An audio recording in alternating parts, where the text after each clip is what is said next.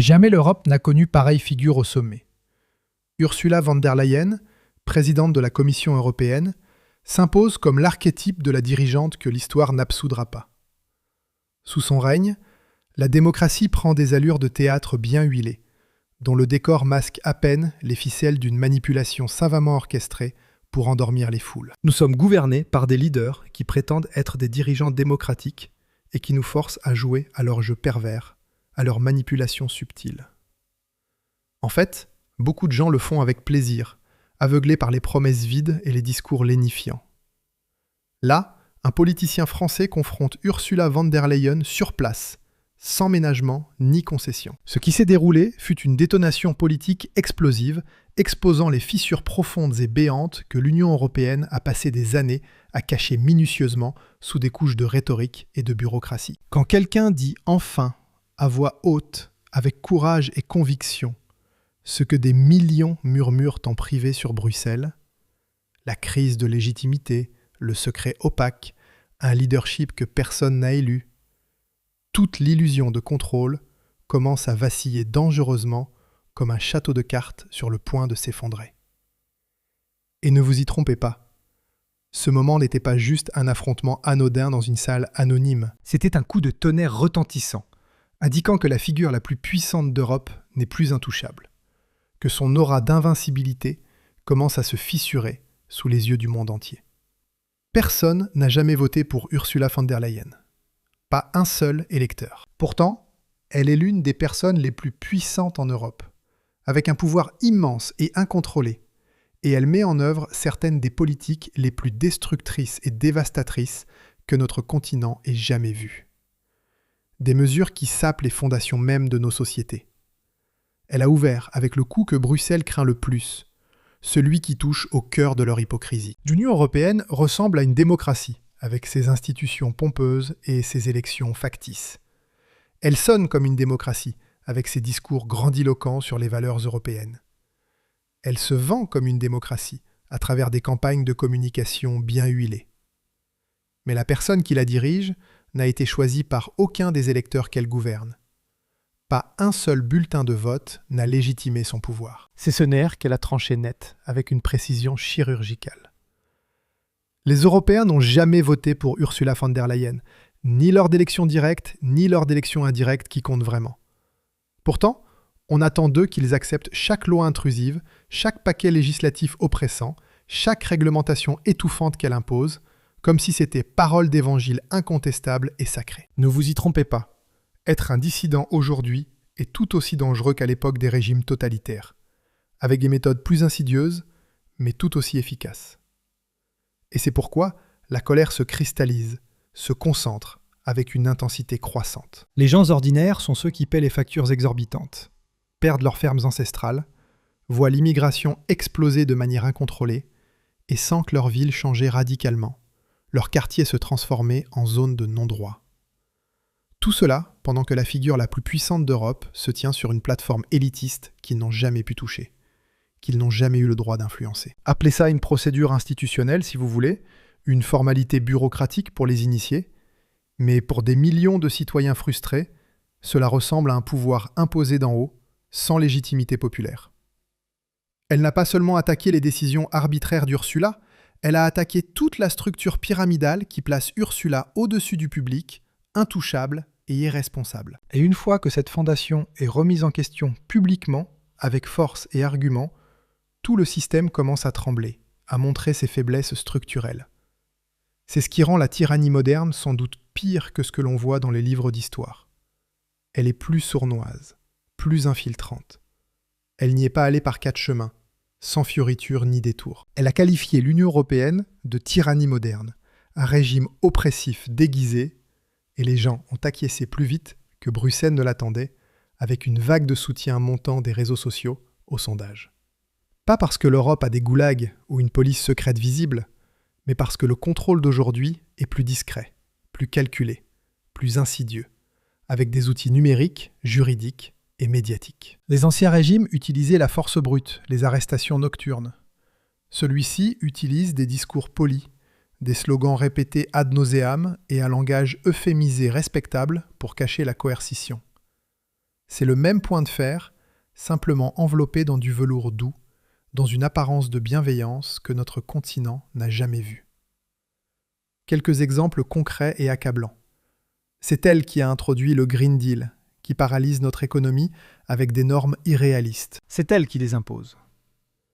Son point a frappé parce qu'il nommait une tactique que tout le monde reconnaît intuitivement, que les citoyens ressentent dans leur quotidien.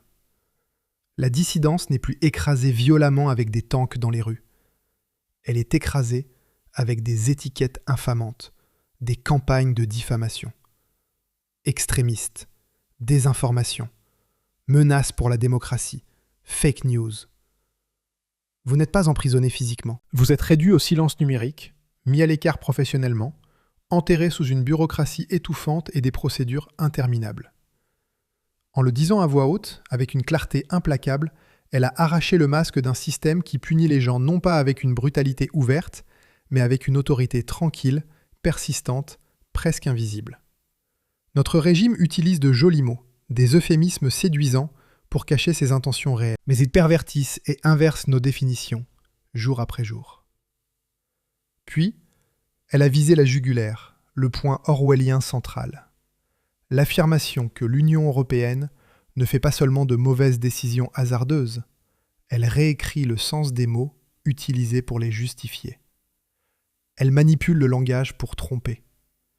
Elle ne l'a pas adouci, pas une seconde. Elle a accusé Bruxelles de retourner la réalité, appelant la guerre paix, la censure protection nécessaire, les répressions politiques défense de la démocratie fragile.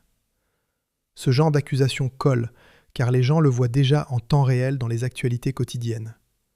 Chaque crise vient avec un nouveau slogan accrocheur. Chaque restriction liberticide est justifiée par une excuse noble et morale. Chaque échec politique est enveloppé dans un langage moralisateur, rendant le désaccord interdit, voire immoral. Pour maintenir la paix en Europe, nous devons faire la guerre à la Russie, avec tous les risques que cela comporte. Ils disent que pour protéger la démocratie, nous devons interdire les partis de droite qui dérangent. Ils disent que pour sauvegarder la liberté d'expression, ils doivent censurer l'information qui contredit le narratif officiel. Et c'est là que la salle a basculé à nouveau, avec une tension palpable. Elle a essentiellement dit que l'Union européenne traite le langage comme une arme sophistiquée, non pour informer honnêtement, mais pour hypnotiser les masses. Pas pour communiquer de manière transparente, mais pour aseptiser les débats. Chaque vérité inconfortable est enterrée sous un mot plus gentil, plus propre, plus acceptable. Pendant ce temps, les citoyens vivent les conséquences dures et réelles que ces mots étaient censés masquer.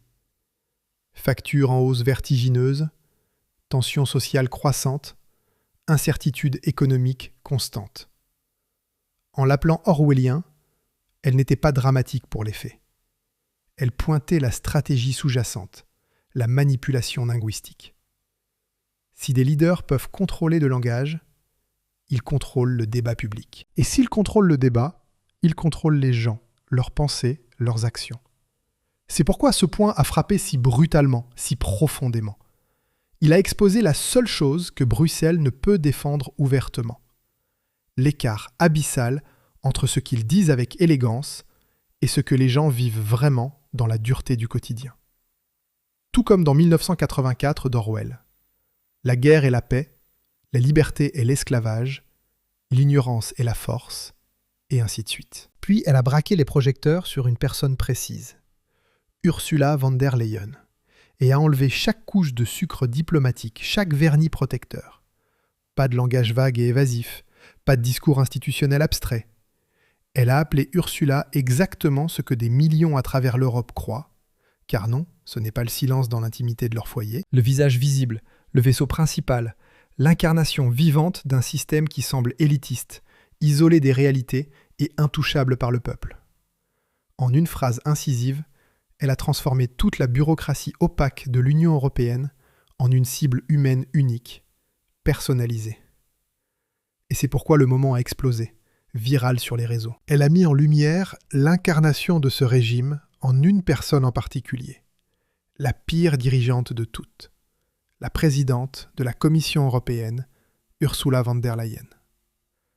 Parce que, quand vous arrêtez de parler de Bruxelles comme d'une entité abstraite, et commencer à parler d'Ursula personnellement, la conversation cesse d'être abstraite et devient personnelle, viscérale. Soudain, les politiques ont un nom propre. Les décisions ont un visage identifiable. La responsabilité a une direction claire, pointée du doigt. Et c'est le point de pression qu'elle a enfoncé avec force. Ursula n'est pas juste une dirigeante anonyme. Elle est, à leurs yeux, le symbole de tout ce que les gens sentent qu'ils ne peuvent pas voter contre, ne peuvent pas questionner librement et ne peuvent pas échapper dans leur vie quotidienne. À cet instant précis, la confrontation a cessé d'être un discours formel. Elle est devenue un défi direct au trône, une remise en cause frontale du pouvoir.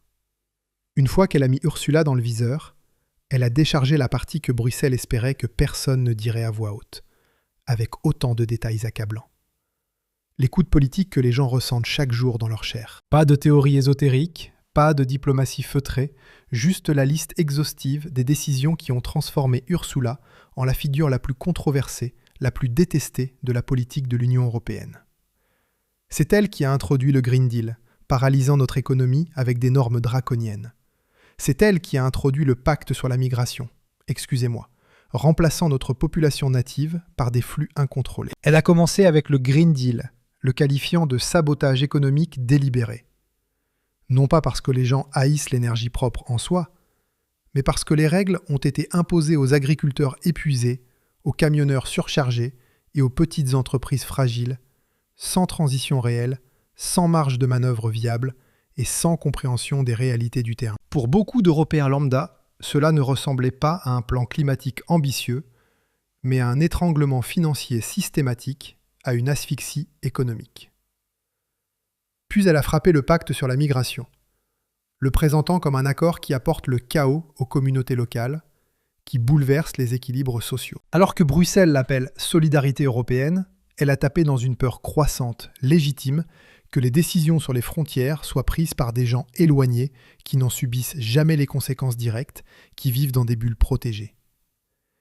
Écoles surchargées jusqu'à l'implosion, abris plats à craquer, villes tendues au bord de la rupture, sécurité publique remise en question quotidiennement. Et maintenant, elle attaque encore plus notre souveraineté nationale en introduisant le programme Rearm Europe, un fonds de défense colossal de 800 milliards d'euros, principalement utilisé pour l'Ukraine, un pays qui n'est pas et ne devrait jamais être membre de l'Union européenne, avec tous les risques que cela comporte pour notre stabilité. Puis, elle est allée droit au plan de réarmement de 800 milliards, la plus grande poussée militaire de l'histoire de l'Union européenne. Une escalade sans précédent. Son point était brutal, implacable. Les gens ne peuvent pas payer leurs factures mensuelles, luttent pour joindre les deux bouts. L'inflation écrase les familles modestes, les plonge dans la précarité. Le logement s'effondre avec des prix inabordables. Pourtant, Bruxelles verse une somme inouïe, astronomique, dans des armes et des équipements militaires, pendant que les citoyens serrent la ceinture jusqu'à l'étouffement. L'Union européenne s'arme jusqu'aux dents, se prépare à des conflits. Mais au détriment de qui ? Puis, elle a fermé l'idée que l'Ukraine rejoigne l'Union européenne, l'entièrement qualifiant d'imprudente, de folie géopolitique. Bruxelles la vend comme un destin inévitable, une expansion naturelle. Mais des millions voient le danger imminent. Économique, avec des coûts faramineux, stratégique, avec des alliances risquées, social, avec des tensions internes. Et quand elle a lié ses décisions directement à Ursula, avec une précision accusatrice, cela a cessé d'être une critique abstraite. C'est devenu une mise en accusation formelle, un procès public. Non des moindres, quand allons-nous jamais voir ces messages textes dans lesquels elle a conclu un accord de 35 milliards d'euros avec Albert Bourla, le président directeur général de Pfizer, sans transparence. Cela campe son arado. Puis, elle a frappé Bruxelles là où cela fait mal, au cœur de la corruption présumée. Les textos Pfizer manquants, un accord de 35 milliards sans trace visible, sans enregistrement officiel, rien de tangible. Et elle ne l'a pas édulcoré. Pas.